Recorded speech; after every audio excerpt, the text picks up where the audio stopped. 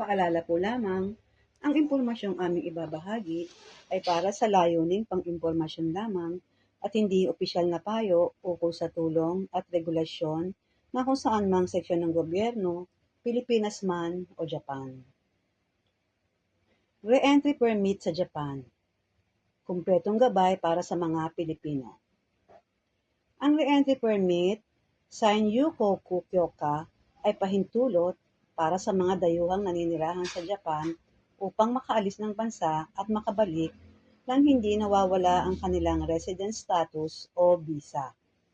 Kapag umalis ang isang foreign resident sa Japan nang walang tamang re-entry permission, maaaring mawala ang kanyang status of residence at kailangan niyang magsimula muli ng visa application. Bakit mahalaga ang re-entry permit? Maraming Pilipino sa Japan ang umuuwi muna sa Pilipinas para magbakasyon, bumisita sa pamilya, magpagamot, o dahil sa emergency.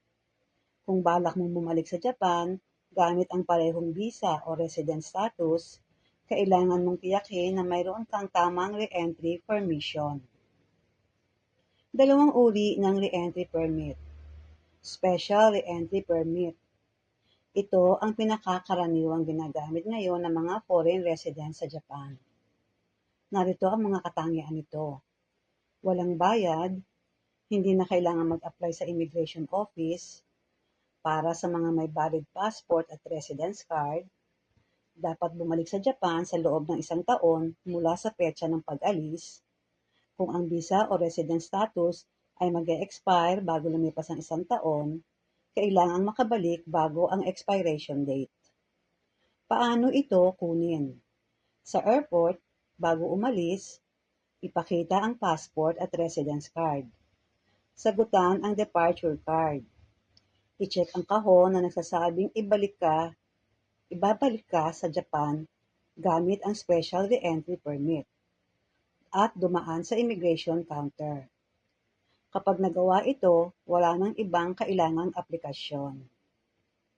Regular re-entry permit. Ito naman ay para sa mga taong mananatili sa labas ng Japan ng mahigit 1 taon. Nais magkaroon ng mas mahabang proteksyon sa kanilang resident status. May espesyal na sitwasyon na nangangailangan ng regular permit. Kailangan itong kunin bago umalis ng Japan sa immigration office. Narito ang mga karaniwang requirements. Application form, passport, residence card, at bayad sa permit. Ano ang mangyayari kapag hindi nakabalik sa tamang panahon? Isa ito sa pinakamahalagang dapat tandaan. Kung umalis ka gamit ang special re-entry permit at hindi ka nakabalik sa loob ng pinahihintulutang panahon, mawawala ang iyong resident status. Hindi na valid ang dating visa status mo. Kailangan mo mag-apply muli ng panibagong visa o Certificate of Eligibility bago makabalik sa Japan. Paano kung permanent resident ka? Kahit may permanent residency or PR, kailangan pa rin ng re-entry permission kapag aalis ka ng bansa. Kadalasan, sapat na ang special re-entry permit kung babalik ka sa loob ng 1 taon. Mga karaniwang pagkakamali ng mga Pilipino. Una, nakalimutang i-check ang kahon sa departure card. Ikalawa, maaaring magdulot ito ng problema sa pagbalik sa Japan. Umalis nang hindi dala ang residence card.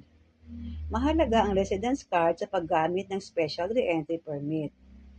Ikatlo, akala ay sapat ang valid visa. Kahit valid pa ang visa, kung walang tamang re-entry permission at umalis ka ng Japan, maaaring mawalan ka pa rin ng status. Number 4, lumampas sa 1 taon sa labas ng Japan. Otomatikong nawawala ang visa ng special re-entry permit kapag lumampas sa pinahihintulutang panahon.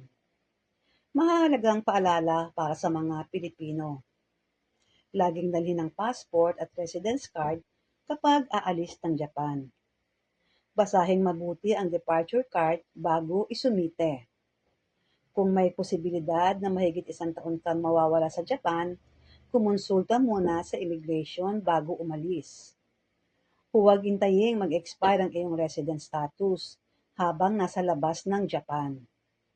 Magtago ng kopya ng iyong travel records at immigration documents. Maikling konklusyon. Ang re-entry permit ay isa sa pinakamahalagang dokumentong dapat maunawaan ng mga Pilipinong naninirahan sa Japan. Sa karamihan ng kaso, sapat na ang special re-entry permit na libre at inaayos lamang sa airport bago umalis. Ngunit, kung hindi masusunod ang mga patakaran nito, maaaring mawala ang resident status at kailangan muling magsimula sa proseso ng visa. Kaya bago umuwi ng Pilipinas o bumiyahe sa ibang bansa, siguraduhing tama ang iyong re-entry procedure upang maiwasan ang problema sa pagbabalik sa Japan. Disclaimer lamang po, ang lahat ng impormasyong ibinahagi ay para sa layuning pang-impormasyon lamang at hindi garantisadong kumpleto o laging updated. Ito ay maaaring magbago ng walang paunang abiso. Ang creator ay hindi mananagot sa anumang direkta o hindi direktang epekto na maaaring magmula sa paggamit o interpretasyon ng impormasyong ito. Sa pangwakas, umaasa po kami na nakatulong ang impormasyong ito bilang gabay. Para sa pinakabagong update at opisyal na detalye, makabubuting i-verify pa rin sa tamang ahensya o awtoridad. Marami pong salamat.